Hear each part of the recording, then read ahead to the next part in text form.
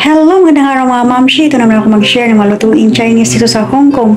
Okay, today's menu po ay ang ating steamed chicken. Ayan, steam lang po yan ng 25 minutes and then marinate natin siya ng chicken powder at lagyan natin ng ginger sa loob ng kanyang tiyan.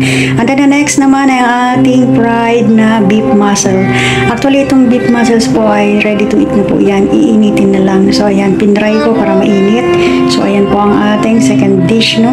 And then the next one ay ang ating stir-fry gulay. Ito pong gulay na to, hindi ko po alam ang name niya, no? Napakasarap nito at dito pa lang ito na-try sa Hong Kong. Okay, fry ko po siya sa garlic and then nilagyan ko din ng konting chicken powder. Okay, yan lang po guys. Napakasimple na malutuin dito. Okay, malamig na po dito sa Hong Kong. Talagang busy ang lola nyo ngayon dahil magta-transfer kami ng bahay by the end of this month. Kaya talagang mapagod ngayon ang lola nyo sa pag-work kaya hindi agad nakakapag-engage, ano?